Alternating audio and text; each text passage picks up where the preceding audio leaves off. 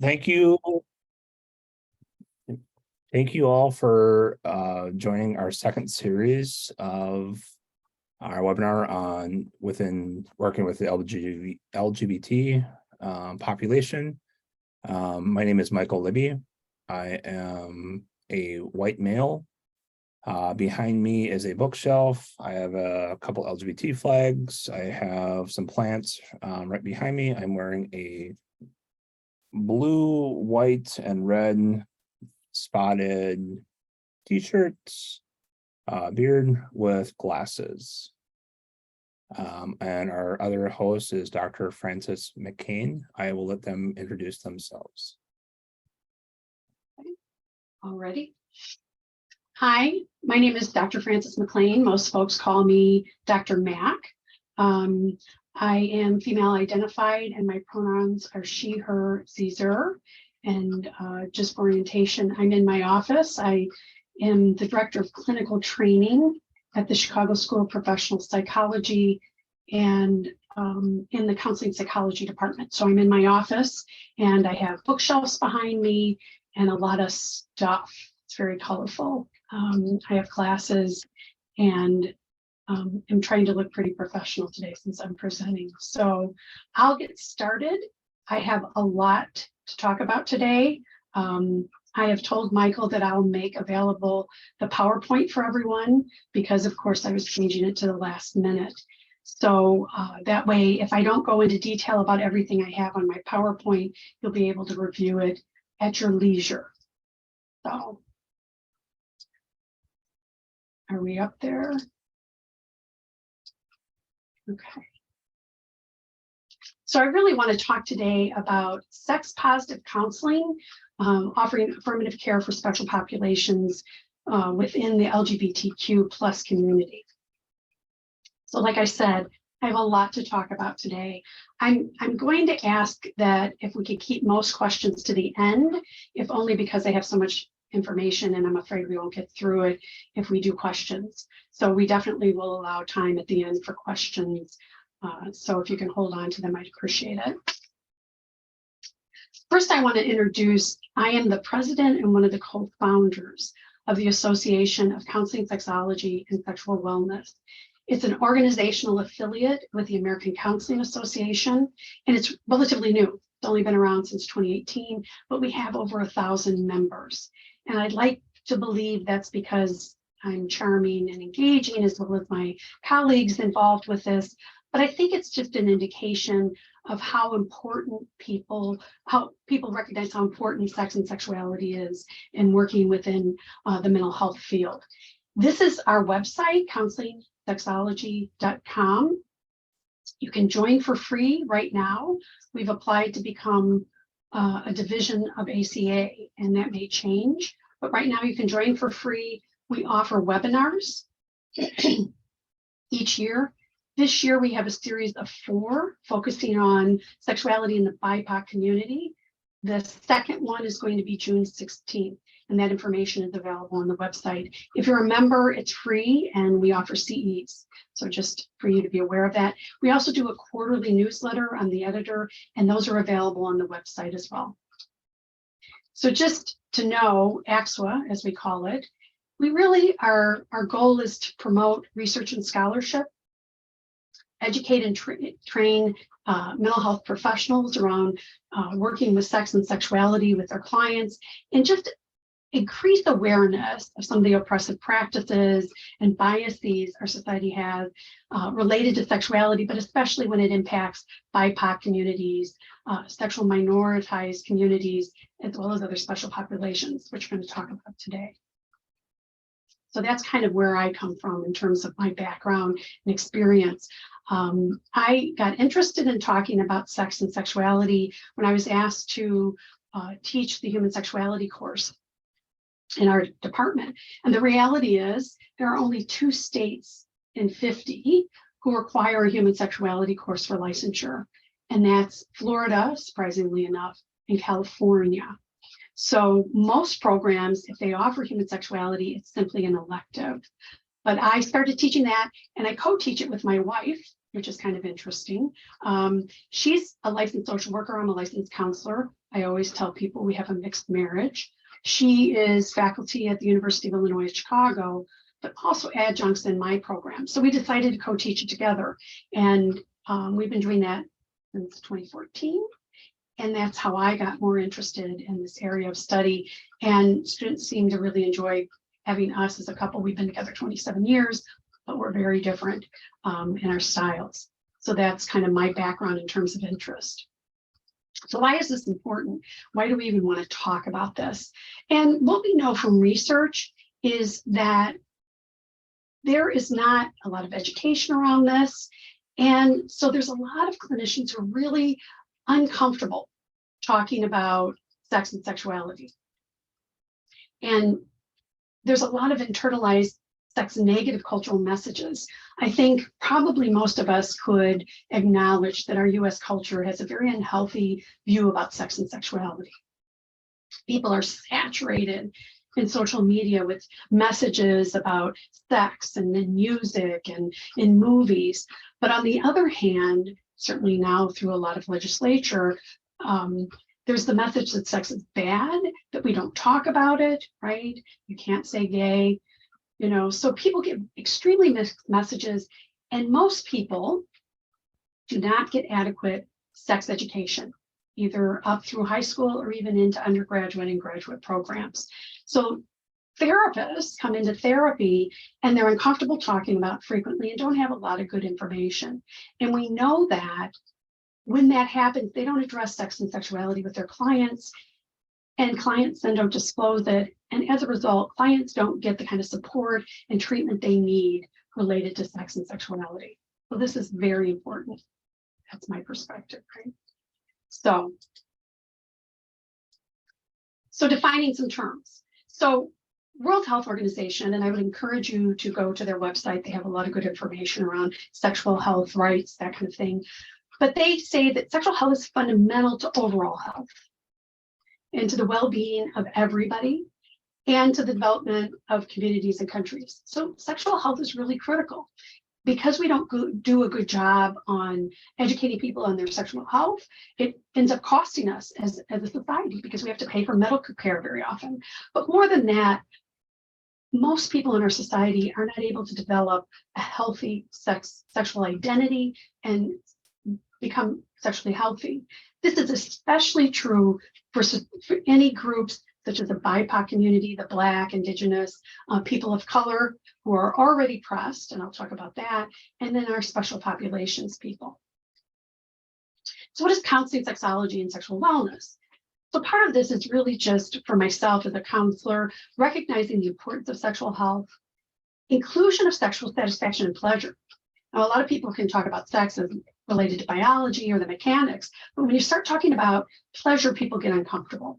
But really, people have a right to sexual pleasure, and it's important and it's valuable. It's a lifelong process, recognizing from children all the way up to older adults, it has an impact on their lives, recognizing the connection between sex and mental health, and then the social context. And I think for a lot of us, we're recognizing in our US society today that this has come up a great deal. So as I mentioned, our US culture is very sex negative. You know, a lot of things, if you lie outside anything of what's considered common, and I use common rather than normal, because I think that words are very important. And I think a lot of times we have a tendency to talk about normal when in fact, it's just not the practice that they're less common. But if you lie outside what's common, there's a lot of judgment attached to that. So if you don't fit the heterosexual, monogamous, you know, sex is for procreation, it's judged, and people internalize themselves as being deviant or something wrong with them. And again, we're inundated with all this information. A lot of it's inaccurate, as some of you may know. So what I want to talk about is a more sex positive approach. And what people think when you talk about sex positive is immediately they start thinking, well, that's free for all, right? We're promoting orgies and just, you know, sex on the streets. And that's not at all what being sex positive is. Sex positive is about being strength-based. It's really respecting different people's sexual behaviors, sexual orientations, gender and gender expression. You know, as long as people are engaged in consensual sexual acts, right, that they're able to consent, that we need to respect and honor that, even if it's not something we do or are comfortable with, recognizing that there's a wide variety of ways to identify, to express your gender, or if you're agender, as well as just sexual behaviors when we start talking about kink or BDSM. So, and really acknowledging and respecting people's unique histories and experiences. So to be a sex positive counselor, it doesn't mean that you're promoting and actively encouraging people to engage in sex with anybody and everyone. What it is embracing a positive attitude for a wide range of sexual desires and practices between consenting adults. And it really assumes both uncommon and common desires are healthy, that you aren't deviant or sick, right? And the goal is to be very open-minded, non-judgmental, and respectful. So those are the key components of being a sex positive counselor. When we teach our class, and we've had any variety of people in the class, we talk about religion, because faith has a lot, people raised in certain faiths, it's going to impact their view around sex and sexuality. And we have had students who are evangelical, who are Mormon, who are conservative Jewish, who are Hindu, Indian. What else have we had? Sikh. We've had a number of different types of religions represented in our classes, and we talk about to be sex positive within under certain umbrellas. People, you know, if you believe sex is only between a man and woman in marriage, then you still should have sexual health and sexual pleasure under that parameter. So it's respecting whatever those parameters are and encouraging sexual health regardless of that. We had one student, she was raised very evangelical, very conservative Christian, and she had recently been married. And we were talking about that. And one of the assignments in our class is an immersion project. So you have to go to a workshop or something that kind of challenges you, even if you're uncomfortable, as an immersion. And very often our students, we have the Pleasure Chest, which is an adult store that offers workshops on different aspects of sexuality. And they're taught by certified sex educators.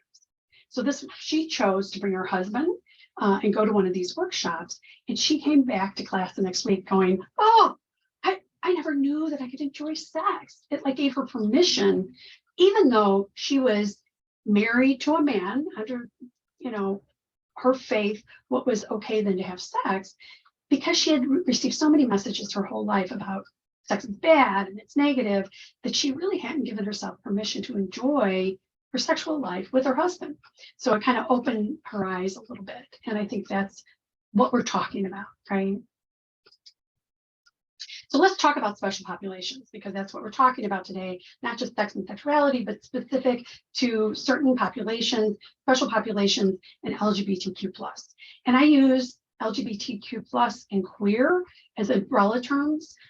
Certainly, you know, I identify as a lesbian, I'm 61. When I was growing up, queer was a really pejorative term, but the LGBTQ+ community has embraced it and see it as an umbrella term. And I think it's helpful because it really covers both gender, sexual orientation, kind of the full rubric, right? So I'll use those interchangeably. So when you're working with multiple marginalized identities, it means greater oppression and higher risk. So what are we talking about? And I don't know if those of you out there are familiar with intersectionality. And when we're talking about that with regard to minoritized identities. So when you have somebody who's, say, a woman or BIPOC, African American, and these are all the different identities, the intersecting identities somebody may have. When you have people who have more than one marginalized identity, when you're talking about someone who has any type of disability or special needs, and then also part of the queer LGBTQ+ community, that puts them at higher risk because they carry two identities, right, that put them into a more oppressed role. So, and you can see the statistic here when I talk about Adults with disabilities report frequently mentally distressed almost 5 times as often as adults without disabilities.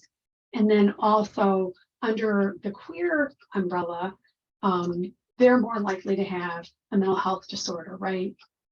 Suicide attempts.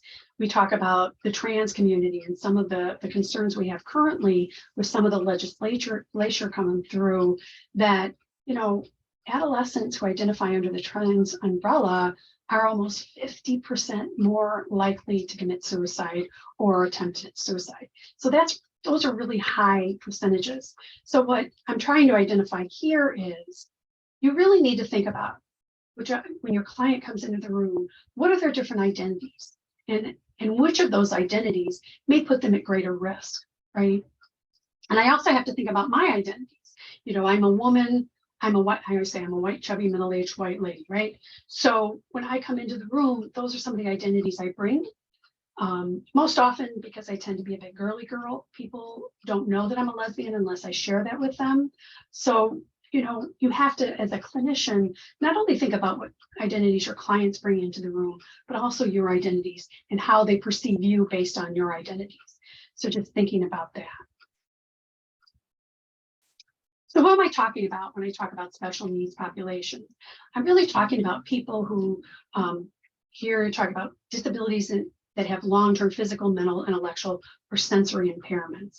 So that's, and I said to Michael, really what I'm talking about today could be a 3-credit course because, you know, each of these areas are an umbrella and each have unique kinds of needs and issues, right? Especially then if they also identify under the queer umbrella. So deaf, hard of hearing, I've worked within that community. That is a whole separate culture unto itself.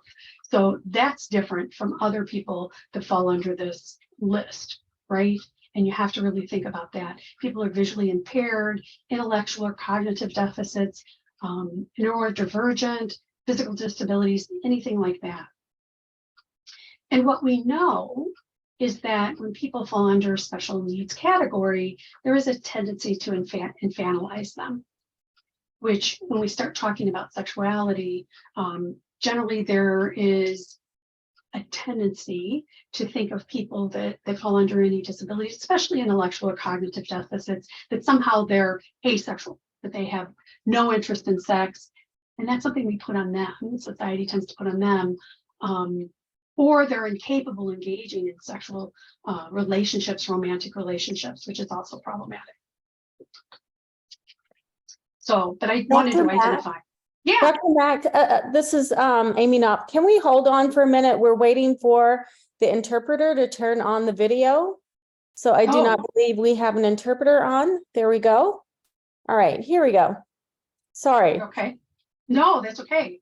Absolutely want to make sure we're all set and everybody is able to access this information. So again, just in talking about the special populations, I've identified deaf, hard of hearing, visually impaired, intellectual and cognitive deficits, neurodivergent, physical disabilities. And I was saying that each of these groups bring with them their own special issues and concerns based on whatever that is. So understand, you know, I'm doing kind of an umbrella today because we don't have a lot of time, but that it's important to recognize each group has different kinds of issues and everybody's experience issues, right? One of the things we're considering when working around sexuality related to special populations, you really have to respect their autonomy and their ability to make their own decisions and be involved in decisions related to their bodies and their care. And that's very important. What's also critical is reviewing your own beliefs and biases. We all come with our own set of beliefs and biases. We all grew up in a culture that gives us certain messages related to sex. And when you're working with somebody, as clinicians, we are our instruments, right? So we need to really think about what kind of biases do I bring, right? I said I'm 61 years old. I come from a certain generation. So I have, you know, acclimating to pronouns, even though, you know, I embrace this. I'm really working on making sure that my language is as gender neutral as possible, but I work at it. It's a challenge for me. And some of that is my generation, right? I didn't grow up with this. So really recognizing what am I bringing in that could interfere or be problematic, and then paying attention to biology. And some of that is just straight out as somebody in adolescent, but also tailor that to the cognitive age. So you're really thinking about how can they take in this information and how can I make it information that they can better understand. Teaching self-advocacy is huge. What we know, a lot of the messaging we get is don't tell anyone about sex because then they'll want to have it, right? What we know is the more information that good information people have about sex and sexuality and consent, the better it is for them and the better they are able to advocate for themselves. So that's very important. And recognizing that even if somebody's part of a special population, if they have a certain identity, that they have a right to be in a relationship. They have a right to say no, and they have a right, frankly, to screw up like the rest of us in our relationships, which everybody does, and learn from them, right? And if we try to protect everybody from that, they won't have that learning experience. Mistakes is the way most of us have learned. And recognizing that when you talk about special populations, when you talk about disabled populations or differently abled, you're talking about people who are more apt to be targeted. They report higher levels, as you see with the numbers here, 68% to 83% of women with developmental disabilities talk about being sexually assaulted in their lifetime.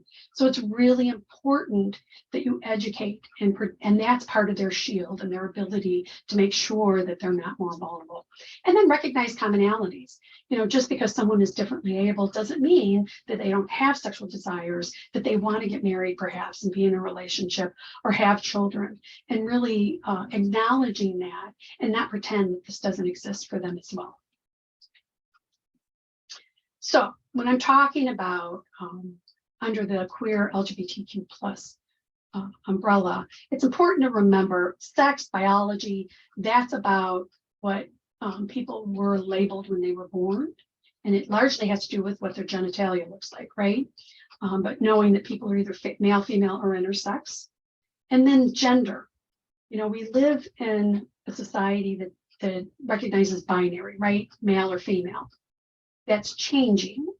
But what we know is people experience gender not always on that binary line, right? The two. And how we feel and how we express ourselves in terms of our gender. And then sexual orientation. So separating gender from who we're attracted to, romantically or sexually, right? And I like this. Some of you may have seen the unicorn where they kind of differentiate what your gender identity is, what you feel like inside in terms of your gender expression, what signals you give to the wider world about how you perceive your gender, and sometimes how you feel internally and how you're expressing externally is not congruent and may not be what other people perceive. So there may be people who identify as non-binary who dress very feminine. And so people are like, you can't be non-binary. Well, the reality is people who identify non-binary, again, there's an umbrella. I had a 14-year-old client come in and they identified as non-binary and pansexual, which I had to love at a 14-year-old knowing who they were because they seemed to really be very confident in who they were. And the first time I saw this person, they were dressed very masculine. They were very small, short hair, very masculinely dressed pants. And the next week when I saw them, they were very feminine, nail polish, jewelry, a dress. So while this person, their gender expression may change from masculine to feminine, they very clearly identified as non-binary. So remembering that there is that fluidity for people. And then your orientation, who you're attracted to. And then recognizing too, what our research shows us is both gender and sexual orientation may be fluid over time. So I always look at it as a bell curve, right? Where probably on each end, you have 20% of people who identify straight. They've always been straight, that never wavers. Then on the other end, people who identify as queer, right? Their sexual orientation is toward the same sex, same gender. And then there's about 60% where there's really some fluidity. And that's what we find in the research. And as we have a society that allows people to explore that more for themselves, we may see more of that. So a lot of people are like, you're making trans people are making, what we're doing is allowing and opening the door for people to explore for themselves what their gender is, which I think is an okay thing. A lot of people are very uncomfortable with that. It's just like some people are okay with, okay, you're gay or you're straight, but bisexuality, that's confusing because it's not an easy category. And a lot of the work that I do with my students and with my clients is helping them to feel more comfortable in the gray. That so much of our world and our life is not easily categorized, and often is very harmful. And part of what I do, and I tell my students, and my approach with my clients and people are who they say they are. You have to respect that and honor that. Now, they may be one thing one day and change it. It's important to respect their pronouns, who they identify as. Early on, I know working as a clinician, people would be like, oh, he's gay, he just hasn't come out yet. He is who he says he is. That's what's important, because we may have our biases based on how someone presents, that they're one way or another. But the reality is we can't know internally what their experience is or where they are in their journey. So just some terms, defining terms within the LGBTQ plus community. Many of you, I'm sure, are familiar with a lot of these: lesbian, female presenting, attracted to other female, male, gay. Bisexual, pansexual can be a little confusing for people. I think bisexual tends to be an older term. Pansexual is a newer term, but bisexual may be somebody who identifies being either attracted to someone that has the same gender as they do or different, but may not be comfortable with people who are non-binary or transgender. Whereas pansexual, when you say hearts, not parts, meaning they're just attracted to the person. It doesn't matter what their gender expression is. Okay. Queer, I talked a little bit about. Questioning.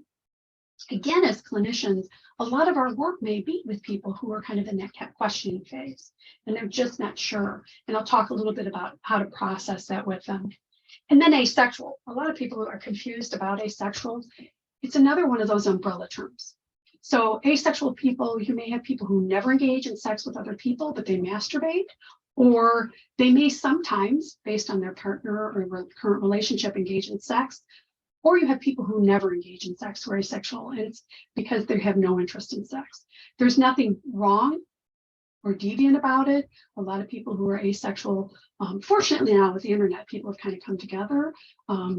It's not, asexual doesn't mean you have something physically wrong with you. It is just there are some people who don't have an interest or desire to engage in sex. And it's important to recognize that and understand that, and not make assumptions that if someone identifies as asexual, that they never have sex, right? So, three-phase model. This is Neeson's three-phase model for recovery from shame. And this is kind of the process you go through if you're working with clients who identify as LGBTQ+. This was not designed specifically for special populations, but I think that the process and experience is very similar regardless of who you're working with, right? So the first step in this, and recognize this is not linear, that it's very different for different people. And, some people choose to never come out, meaning that they choose never to disclose to people or openly identify under the queer rubric. And part of your work with a client is helping them talk about the consequences of that. If somebody, let's say they're Latinx or Latin, and they live with a family who are very Catholic, and really there's a strong discrimination against people who identify as gay. And familia, anybody who's familiar with the Latin communities, familia is very important. Maybe coming out for them, especially if they're under the age of 18, is not wise. We have a lot of adolescents in the queer community who are asked to leave their home. They're kicked out, they're homeless. So really your work as a clinician is, what are the potential consequences of coming out? And maybe it's not time to come out. And maybe it's never time. There's a wonderful documentary, I'll never remember the name of it, that looks at LGBTQ plus people who are part of the Hasidic conservative Jewish community. And for one man who during the course of the documentary goes out, lives in kind of a gay community, has relationships, by the end of the documentary, he's back in his Hasidic community that is not okay with people being gay. But for him, his Hasidic, his Judaism was more important than his gay identity. So he chose not to live outside the Hasidic community for that reason. Remembering that people have different identities and some may be more important than others to them, and helping them decide that. So this is kind of the first task, just facilitating discussion, helping them explore it, and really what their ability is. Are they ready to move further? The next thing is talking about establishing oppressor responsibilities. This is a very social justice model that talks about there's not anything wrong with you. You're not deviant. Our society is problematic in relation to this, right? So they're not, for many people who identify under the LGBTQ plus rubric, and the same for people who have other identities that are oppressed, they've internalized so much negativity about themselves. And the reality is it's society at large that needs to get healthier and accepting and embracing, right? So really helping them to understand that that negative image is not them. It's more the society and what the society puts on them. And it really counteracts the experience of heterosexism. And we're getting away from saying homophobia, more homonegativity, because phobia kind of talks about fear, and a lot of times it's hatred. And also phobia kind of implies that somehow it's a mental illness. So really we're saying more homonegativity rather than homophobia. And then in the third stage, it's really about reclaiming personal power, right? Their self-concept, their self-efficacy, really building a network. So a lot of what you might do, and I have some resources at the end of this that you get a copy of, where there's a lot of resources available to people who identify as LGBTQ plus, but are also part of the special needs community. I'm working with two colleagues of mine on a book about educating both caretakers, guardians, as well as people with special needs on sexuality. And I had, of course, a chapter on LGBTQ plus, and I found a lot of resources, more than I thought were available. So being able to build that community, but also recognizing, and there's a lot of research specific to race, people who are part of the BIPOC community, African-American, Latinx, who they have communities that have, their culture is very negative toward the queer community. And then the problem within the queer community is it's still very white dominant. And they don't always, people who are people of color, don't always feel comfortable within the queer community. And so they're excluded. The same is true of people who are special population. I did a presentation in one of our professional conferences about those of us within the queer community have a responsibility to be more inclusive of people from minoritized groups, because you have different identities, two of which may make you, feel ostracized, oppressed in the wider community. So if you can connect the people you're working with specifically to special needs, queer, LGBTQ plus groups, that's incredibly helpful. Now, in larger cities, there tends to be more, obviously. I don't know what the resources are where any of you are at, but the internet makes it really possible for people to connect. And I think that's been very helpful for people who really have these oppressed identities and need community. So now I'm going to talk a little bit about modes for addressing sexual issues. And what are ethical responsibilities? And our ethical codes say we really have to examine our own narrative. We really need to look into ourselves and what any biases and prejudices we may have, and not impose that on our clients. Making sure that we have knowledge and education and support sexual agency of our clients. That's really critical. So we have an ethical obligation. One of the things, this is Cosit and Hurley, he put together an ethical bracketing model, which I think is very helpful in terms of being able to bracket. We talk about this a lot in the class that I teach, what are my values and beliefs, making sure I'm really clear about what those are, and also being able to set those aside. And when you have a client where you may have conflicting values and beliefs with them, being able, what are the issues here? And am I inflicting any of my beliefs onto this, right? Getting consultation is critical. All of us, I've been doing this a long time, over 30 years. I still lose sight. I still have biases. It's really important I never stop learning. So I really emphasize the importance of all of us, always, whether we're fully licensed, been out there a while, or newbies just starting out. Consultation is critical. It helps us to get different perspectives, because it's easiest for us to get tunnel vision, right? So I don't want to go into this in detail because of the limited time, but this is a really good model for helping counselors be able to separate their values, which is something I was never taught. I got my master's in 1990. They told us not to do this, but never how not to do it. And this is a really good model to help clinicians separate their own values from their clients. The Plicit model is used quite a bit in sex and sexuality. And especially for those of us who aren't certified sex therapists, this is a good model to use. So the P is obtain permission from client to discuss it. So when I introduce clients to me as a clinician, I tell them that I am somebody that views clients holistically and that their sexual experience and sexual identity is part of that. And so I might ask them questions and tell them they have permission not to answer it if they're uncomfortable, but I'm opening the door. From the very beginning, when I first start to work with a client, I ask them their pronouns. I never assume, right? And don't assume sexual orientation, but I do talk about it from the beginning. Now, if they're not comfortable, I let it alone, right? But I do let them know, so you've opened that door. Limited information. And this is the thing, there's a mythology in our field, in the mental health field, that unless I'm a certified sex therapist, I can't talk about sex. And it's wrong. For a lot of us, we know, I know from teaching class, so many people are not given good sex education as they're growing up, even into adulthood. And for a lot of our clients, they carry a lot of shame and fears related to some of their sexual behaviors. And some of the things that we can do is simply give them information.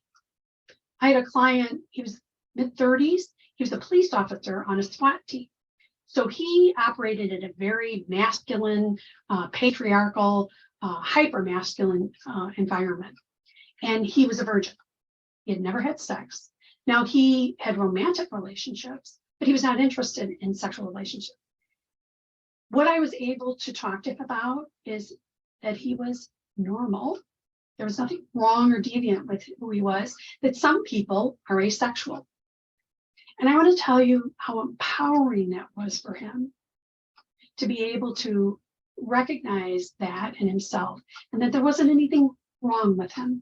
And the last I heard from him, he was engaged to somebody, to a woman, and was very happy because he was interested in romantic relationships, intimate, but not so much in sexual relationships, right? In terms of his asexuality. But being able to give them that gift, and that's what we do.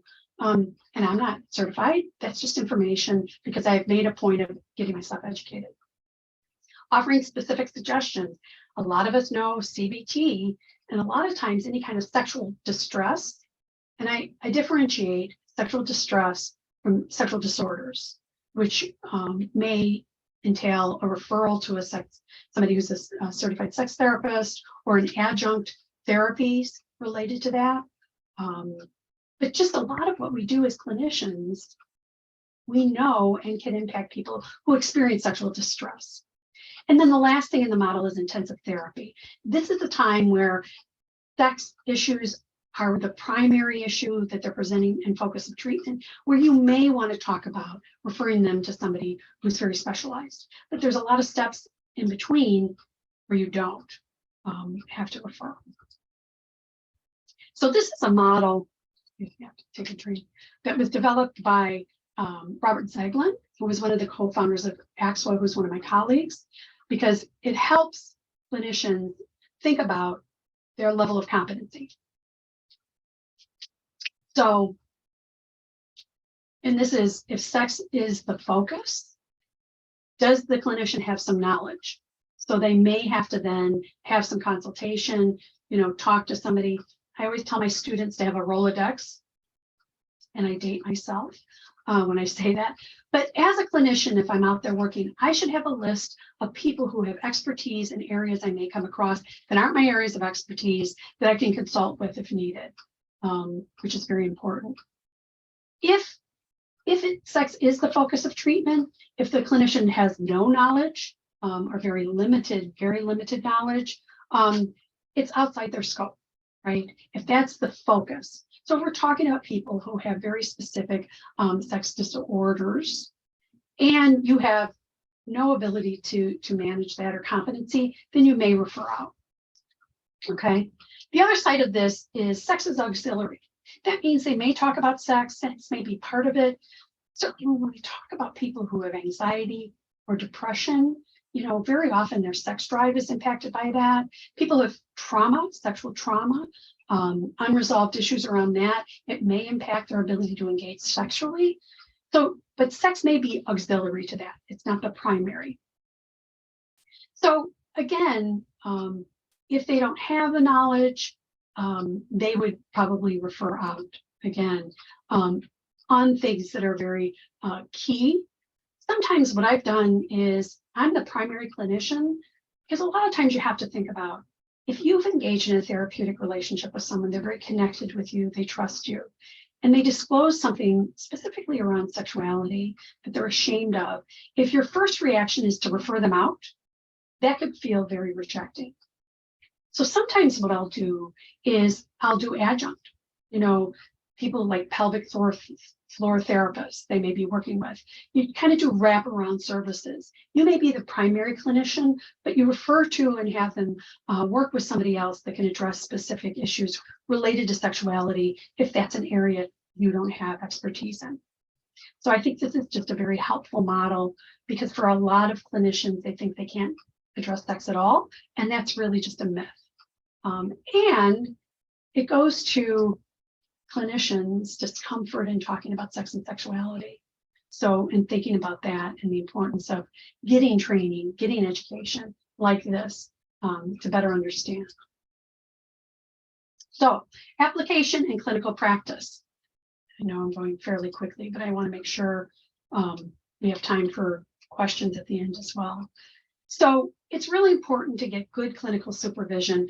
If you have any kind of biases or concerns about working with the LGBTQ plus community, especially as it relates to special needs or addressing sexuality, you really want to get clinical supervision and consultation. I strongly urge all of you, everyone, and myself included, to continue to seek out training and education. The information is changing all the time. The truth is, because as a wider society, we're very uncomfortable with sexuality. There's not the level of research there needs to be, which is why AXWA, my organization, we're really promoting that. But the information is changing all the time. The more research we do, the more information we have. So you have to continually educate yourself. Find out, the identity, pronouns, sexual orientation of all of your clients, and don't make assumptions. Make sure wherever you're working that there are gender neutral bathrooms and that people can safely and comfortably go to the bathroom, which sounds silly, but the truth is, as we know, with some of the things happening in other states around the US, this is a real issue. And we have an obligation through our code of ethics as counselors and mental health professionals to protect people's human rights and to make sure that they have safe areas to go, including our mental health agencies, right? So some of the don'ts. Don't project your biases onto your clients, and don't force them to conform to societal needs if that is not comfortable to them. You have to be very respectful of who they are. Don't make clients educate you on their identities. This goes for whatever marginalized identity is, whether it's a person of color or whether it's somebody queer, or what have you. It's not their job to educate you on their identities. What you need from them is what their experience is of that identity, right? But you should make sure that you're getting education around this. Don't assume that somebody who identifies as trans also identifies as lesbian, gay, bisexual, pansexual. remember, I had a friend who was a male to female. So she was a transgender person who was attracted to women. So she identified not only as being transgender, she was also a lesbian. And people get confused about this, but it's really important to not make assumptions and find out from people, who they're attracted to and not assume that. And the other thing is, don't allow people where you work to make negative comments. It really is problematic. And I've seen cultures at different sites. I'm a training director, so I go to sites, mental health sites all over the Chicagoland area. And there are different cultures and different agencies. And there are agencies where a lot of negative things are said about clients, and it's done in the staff room. So they think that that's okay. And it's not okay. It's okay to ask questions. It's okay to be ignorant as such, but to make pejorative comments, laugh about it, it's not okay. It's not okay. And if we think that that doesn't impact our work and the work we have with our clients, now sometimes you have to use humor and you have to blow off steam. That's very different. And I think it's important to differentiate that and create cultures and communities, whether you're sitting in the presence of the people you work with or with other professionals, that it's just not okay to make comments like this, and why it's not okay, right? People may have certain perspectives, but they still have to respect different people's experiences and identities. So I have a model that I can't take credit for. I have the website here. It really was designed for occupational therapy, but I thought it was really helpful here today, so I modified it a bit. It's the Better model. And I don't know if anybody's familiar with it. It really parallels in many ways the Plicit model I talked about. But this is a model of being able to think about how you're going to work with clients and address sexuality. So the first thing is bring it up. And that's really, for a lot of clinicians, the first difficult thing. And, some of it is just letting them know, if you have any questions about this, I'm okay talking about this, or I'm happy to give you some resources. So you're really letting them know it's okay to talk about this, that I'm okay and comfortable with it. So bring it up. Like I said, when I meet with new clients, I let them know from the get that I see people as sexual beings, and it's our sex identity, sexuality is part of an integral part of who we are. Even for people who identify as asexual, because they live in a society bombarded with messages about you've got to have sex desire, and certainly men, if you aren't interested in sex, something's wrong with you. So it's an issue for everybody, whether they choose to engage in sexual behavior or not, right? Explain. Part of this is just normalizing sex, and that it's part of everybody's experience, and it's helpful to have a good sexual healthy life, right? And that includes, making sure that your clients are having regular checkups medically. Lisa, who's my wife, she works as a social worker, does clinical work. She always checks in with her clients about stuff like that. And she had a new woman come in who had not had a checkup since she had her daughter, and her daughter was an adult. And Lisa encouraged her to get a gynecological exam and a mammogram, and they found a lump in her breast, which would not have been caught had Lisa, who's a clinician, she's not a medical person, but really coming from a holistic perspective and thinking about sexual health, it's important to make sure that anyone we're working with, and making sure that the medical professionals we're taking our clients to are safe too. There's a lot of people within the queer community, especially transgender, but other people who identify under the queer umbrella, who don't go to medical doctors or gynecological, or because of the bias they are confronted with. So part of our goal would be to help them find people who are understanding, first, of their special needs, but also then is that they identify queer, and helping be an advocate for them. And making sure you have resources. Even if you feel like you're not the biggest expert, make sure that you have books, that you have websites. Scarlet Teen is a website that's really good. And it's good not just for teens, it's good for adults. and making sure that you have good websites and have solid information about sex and sexuality, or books that you can offer them if you're not really comfortable going into detail, and some of us aren't, but that you're able to address their concerns, right? Timing is huge. That's why I open the door at the beginning. If they're not ready, I don't close the door, but I don't open it any wider, right? And really recognizing, where they are in terms of talking about this. But if they're coming and asking, that may be the time, right? And also recognizing, again, where they are and making sure the information you're providing for them meets their needs, cognitively and everything else. And you may want to give them little information over long periods of time, let them absorb and integrate it, and then go back to it. So I think you really have to be mindful of, just like anybody age developmentally, right? A small child versus an adolescent, when you're working with people with special needs where they are, but knowing, and I think don't infantilize people who are adults regardless, right? Education, accurate information.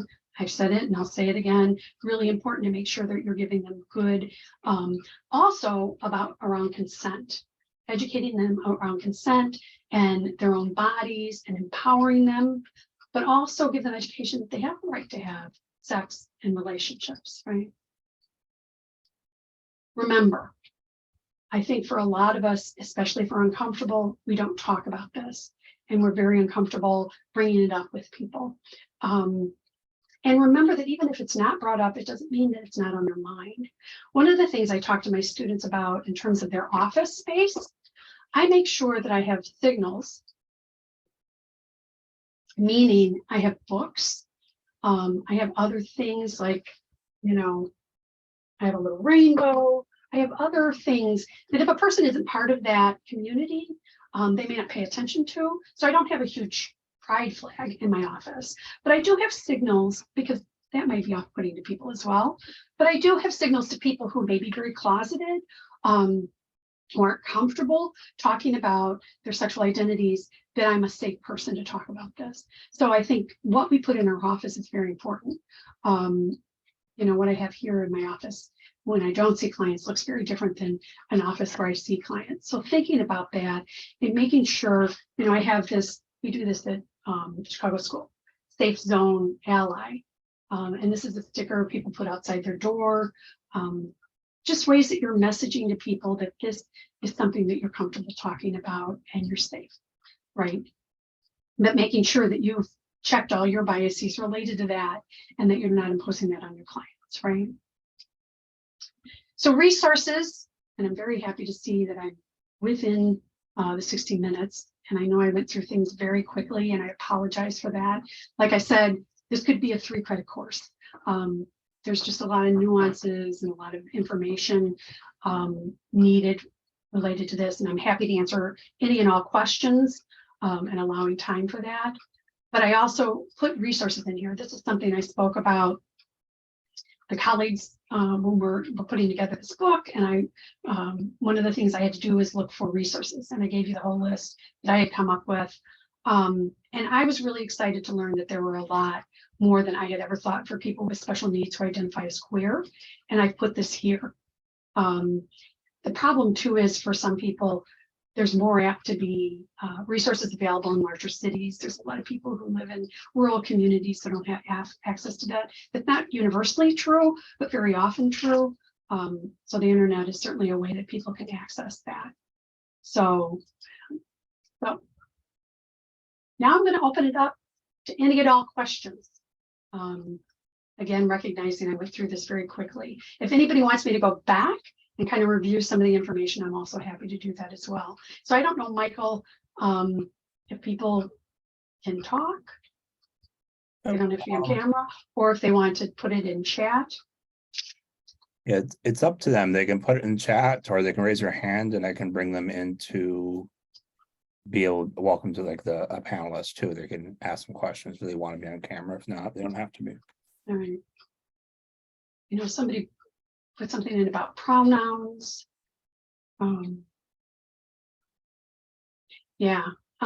Somebody talked about when they were an undergrad, they were drilled into them that they were writing in them pronouns, referring to individuals, which is a violation of English language. But that was back in the 90s before people understood. And for a lot of people, they're like, they, them, it's plural. But we use it a lot in our English language, referring to individuals anyway. And the bottom line is our language hasn't really caught up with some of the way people's identify. And I think that that's just something we have to accept.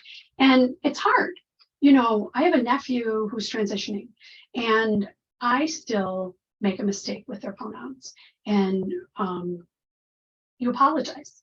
And the thing is, and in talking to most people who identify as trans or non-binary, it's not that people make mistakes, it's the intentional misgendering of people. And I think the more that we incorporate it, like I said, I'm trying to be very neutral.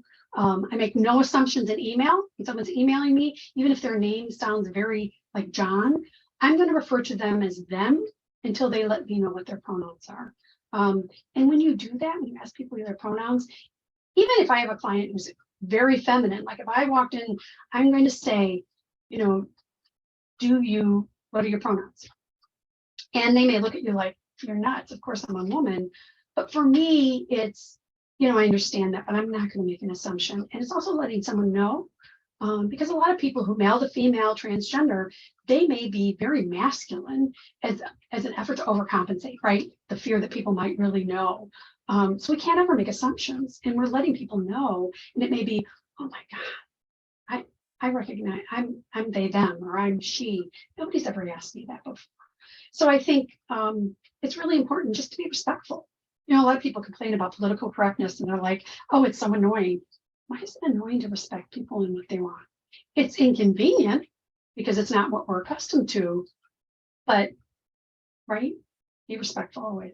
Paul had a question. I see a hand raised. Is Paul able to ask the question? I've got him so he can, or they can speak. I just need them to unmute. You can go ahead, Paul. No, maybe it was up by accident. What was the other question? I don't know if there's any other specific questions here. So Paul uses a screen reader, so it might take them a moment. Oh, okay.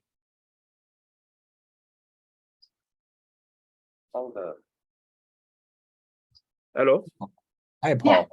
can you hear me? Yes. Yep. Oh, yes. Okay. Yes, I was quite impressed with your presentation, the transparency, and the many important points that that you shared with regard to the subject. And I'm just curious, based on the many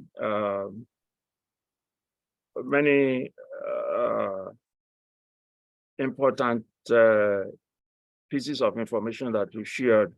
Have you had experience doing a presentation like this in other countries where issues like these are sort of treated with a lot of secrecy, and categories of people involved are sort of repressed, and they have very, very harsh policies or laws that people are subjected to? And I was just curious if you've had an opportunity to deliver lectures like this in such countries. For instance, in recent weeks, we heard about the policies in Uganda and how Yes. the government there has been so high-handed in their discrimination against such people. What is your opinion on that? And would you be amenable to going to such a country or a region of the world to deliver this type of lecture? I have not had that opportunity. I've certainly worked with students from those other countries and frankly, cultures here in the US who share those opinions. And I think, yes, I'd be absolutely happy. I don't know that I would be welcome. I think, I think we have to be respectful where people are. And I certainly respect, like I said, we have students in class who come from varying religious and cultural backgrounds where they aren't comfortable talking about this. Or, I think it's so much about education. We've had students, go ahead. Lisa and I, as a lesbian couple, teach human sexuality, and we have students who say that they're not comfortable within their religion. They feel like as counselors, they can work with people, but still, from their values and beliefs, they think it's a sin. And I'm okay with that in the sense of, everybody has a right to and I respect everybody's opinions, beliefs, and values, and they may be different than mine. Now, as counselors, we have a right to whatever our values and beliefs are. Absolutely. But we also have our code of ethics, which tells us we can't impose those on our clients. And we need to try to do that as much as we can. And we have an obligation to work with whomever walks in our door and respect them and support them, right? And empower them. So sometimes our values and beliefs are contrary to our code of ethics. I worked as a director for many years in the mental health center, and we have to report some things to DCFS, the Department of Children and Family Services, any kind of abuse. Now, I'm not real confident sometimes in our Department of Children and Family Services, and I have literally had to hold my nose while I made that call, but I was obligated, and I had to. The same is true for our code of ethics. There's times it doesn't always set comfortably, and we have to figure out how to reconcile that, so we don't do harm to our clients. That's the most important thing. I hope I answered your question, Paul. Well, thank you. Yeah, you did. And I was, because in every culture, most countries, you do obviously see groups like this. And because of the repression and the discrimination that is obvious, often they do not have people who are as transparent as you are, and you and your colleagues are, to advocate for them. There is no advocacy at all in these countries. And so, they continue to be marginalized and discriminated against. And I was just curious, what your stand is against that, and if there are any ideas that you may have to help them out. Yeah, I think primarily it's education and information. And people have to be willing to hear you, obviously. But if you go, the World Health Organization, I go to that website, there's a list of sexuality rights.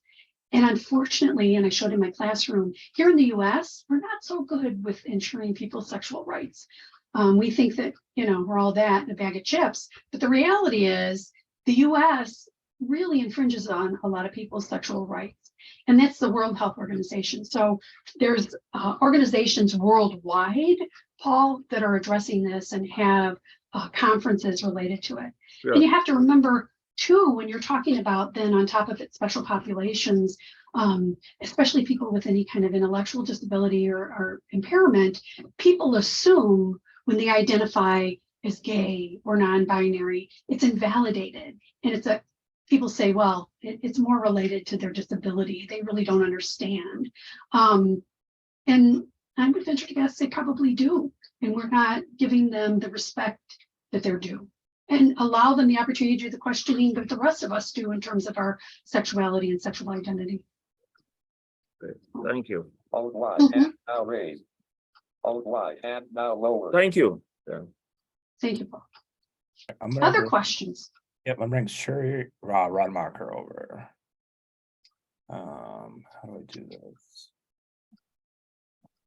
Panelist.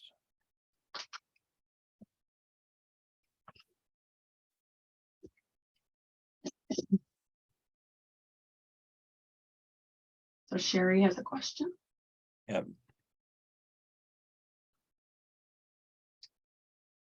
Hello. I can see you. Wait for the interpreter to get her mic on. Mhm. Just a minute. Rita, you have to unmute.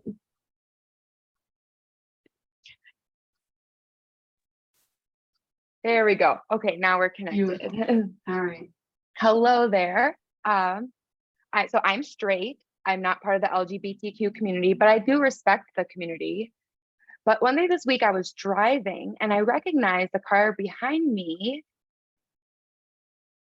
like was just full of people just like giving out things out the window. Like, oh, they had like streamers hanging out the window, different rainbow streamers and different things that they were just like flashing from their car. And so there was also another car right next to them, and they were also doing the same behavior, kind of teasing each other side by side. And so, hold on one second, let me clarify.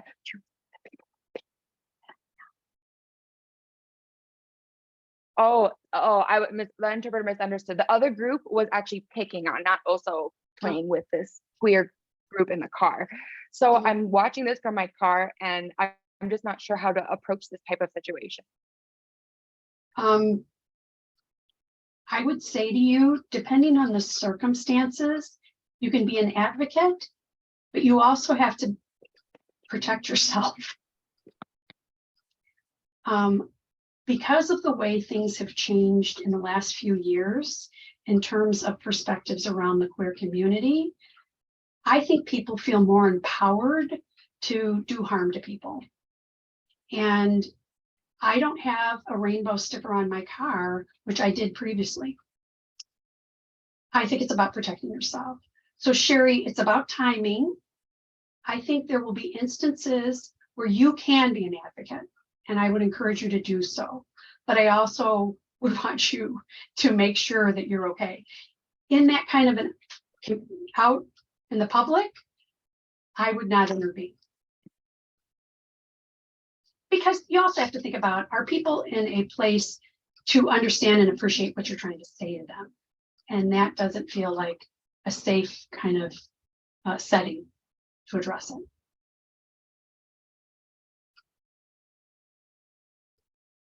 I have a thought on that. You know, this workshop has just been so amazing, so wonderful.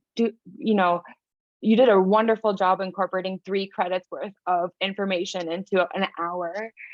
All of the discussion on like your stories and the explanation of identities and sexual preference, and which is wow, just incredible. Thank you so much. Thank you very much. I appreciate that. There's one thing that, Sherry, that can happen too in those situations. If they're driving down the highway, that's, you know, potentially putting somebody else's life at risk. You can literally pick the phone up and call the 911. Yeah. And I mean, I know within our community here at St. Cloud State, we don't tolerate behavior like that at all. It's something that's addressed really fast. And I mean, I take my stuff from here and we go out into the world with it. Like I'm not a small guy. I also don't tolerate stuff like that. It's also part of my privilege. You know, most people don't. They'll back down pretty fast. Yeah, I agree. And timing is everything. There's settings where you can intervene and you can, even though you're afraid, and it may be difficult for you. But I think, you know, we have to be advocates, but we also have to protect ourselves as well and make sure that you're safe doing that. And privilege certainly allows you more opportunity, right? Being a white, highly educated, blah, blah, blah. It gives me a lot of privilege. Gives me privilege to come here and talk today. Other people don't share that privilege, and we have to respect that. And I think that's important. And again, make sure that you're safe doing that, or you're a really big guy like Michael and feel like you can take care of yourself. Other questions?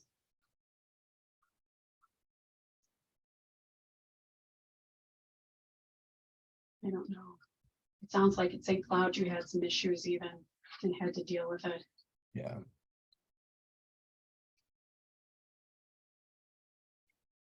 All right, Joy, you have the interpreter. Or is Joy? Joy's an interpreter. Joy's the interpreter, and Rita wants to ask the question. Yeah. Yeah, Joy and Rita both are the interpreters. It's Oh, just okay, now I'm being really confused. we have multiple interpreters. We had promoted them to panelists, so they were able to interpret for individuals that needed it. Good, excellent. Other questions people may have about everything that I went through?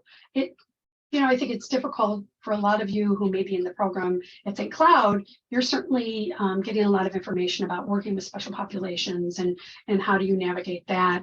I don't, like with most programs, there's not a lot of information about sexuality and how to work with that within a particular population.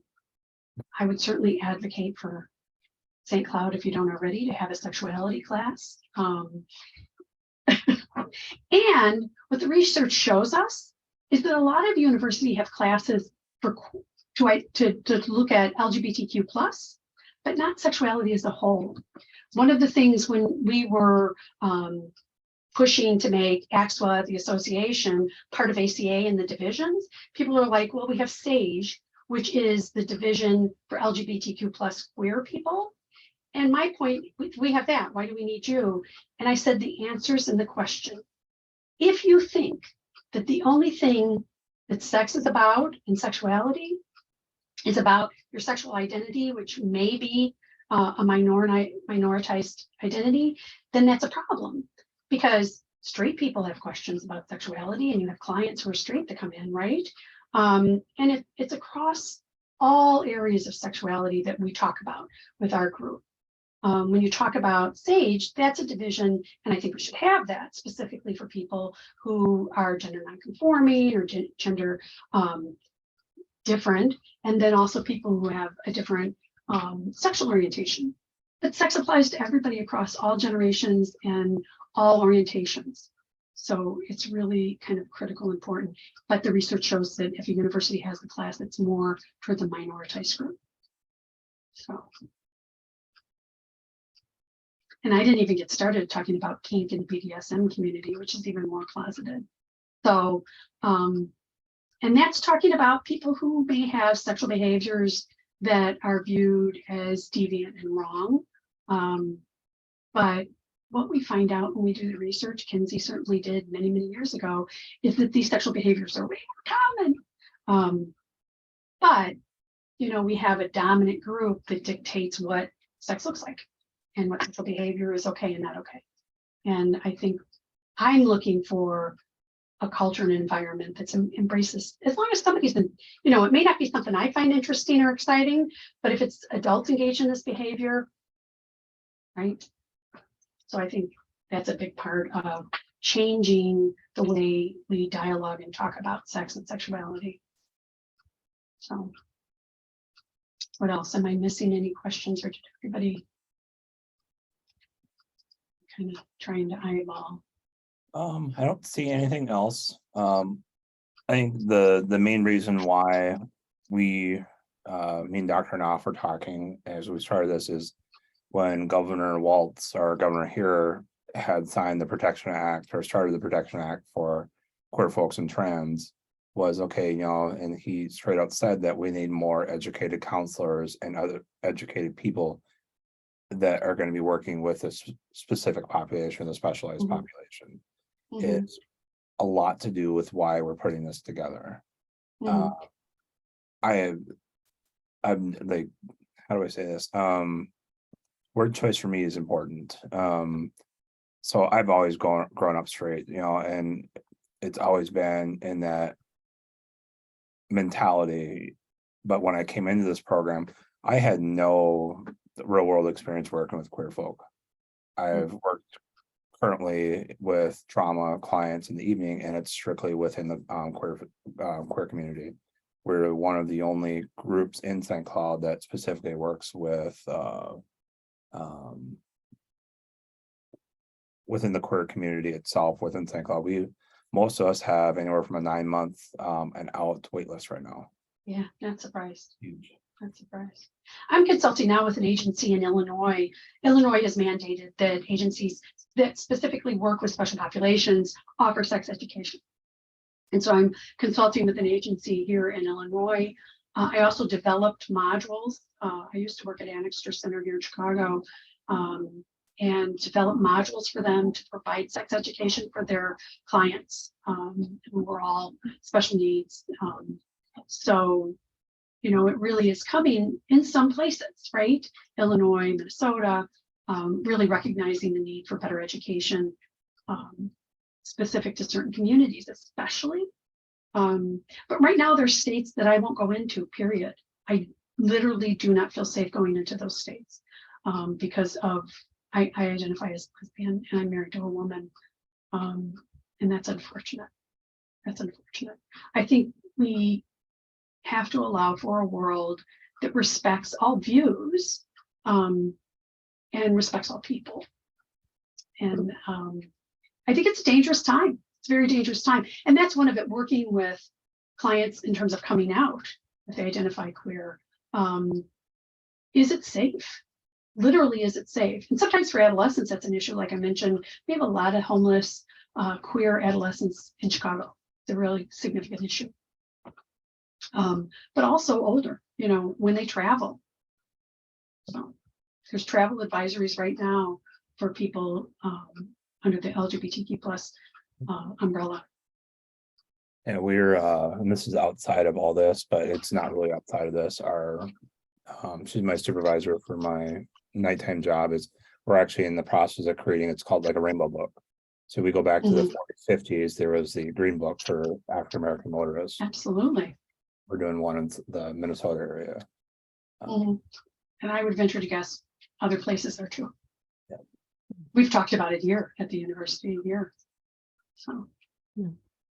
I just wanted to pop on and say thank you, Dr. Mack, for again coming and talking to our program and talking with students. And we have some counselors from the community on, and so it's always a pleasure to have you come and speak to us and share your knowledge. I think everyone walks away with a lot more knowledge and feeling a little bit better about how they can approach their clients and their cases after work, you know, having this information. You're right. You made a couple points that I just kind of wanted to touch on. We recognize at St. Cloud State, we do need a standalone course. And we are working to build a core counselor ed curriculum that all of our counseling programs can springboard from. So we'll be sharing some courses. Our MFT program currently does teach a human sexuality class in the summer. It's an elective course, so it's not a required course. And I would like to have this kind of information more as a required course. But of course, those counselors who are already in the field, wanting to be able to have more education and take courses like this. So I think taking a course with you at your university would be a great step for them. I'm wondering if you are seeing like a mass exodus of LGBT people from the South moving. Yeah. They're talking about a railroad, right? Yeah. Just like the old Civil War railroads, where there are other queer people in other states who are offering up their home for people who are leaving the states where they feel very unsafe. And you know, in Florida, there's talk about taking children away from people. Yeah. It's terrifying. So very definitely there's an exodus, and people offering up their homes and welcoming people while they transition, find jobs, and find a place to live. So, but you know, a lot of people can't afford or are unable, you know. My wife and I, her father lives with us. And fortunately, Illinois is a safe state. But if we lived in Florida, trying to, you know, uproot him from the other siblings, and, you know, realistically, some people just simply can't afford to move. So that's something we have to think about too. Some of us have the privilege and the ability to uproot our lives and move, but others do not. So, and that's really scary for them. But yeah, there is an exodus, no question. Yeah, so I think as we're closing today, is there anything any tips that you can give us as a community, as I identify as a queer person. I'm a lesbian, I have a wife, and of course we have our challenges because my wife is also deaf. And so then there's this also additional Another layer. layer that we sometimes face barriers when we're out socially. But I'm wondering if there's some tips that you can give us of how we can be a supportive community to those individuals in our communities who are not safe or having this difficult time in their state. They love their state. I'm from Louisiana. I love my state. I would never move there again. But is there any final thoughts or tips that you can share with us? As a counselor, and I'm a counselor to my core, it really is part of my identity without question. I also see myself as being obligated to support human rights and social justice. So as a clinician, I do engage. Sometimes it's just raising money. It's certainly reaching out to other states, maybe universities in those states that have LGBTQ plus groups, and offering up to do a fundraiser at the school at St. Cloud to support people, right? I think that's something as a school that you can do in terms of your privilege in Minnesota, right? And I feel like in Illinois in many ways, but reaching out to universities and groups. And it's fairly easy to find, just like I was surprised at all the resources I brought up today. They're out there and available, and just reaching out, offering up. And the thing with Zoom is, we found with AXWA, we do these webinars all across the United States. So you could offer up these kinds of things to people who are in areas where that's less safe for them, and talk to them about what are some things that you can do, and just being a support and education that way. I think that that's always using our privilege, right? Yeah, thank you. I appreciate that. Yeah. Well, thank you. Give me a call if you're looking to develop programs and want some consultation. I love doing this work. I think it's really important. I love being a counselor. So I'd be happy.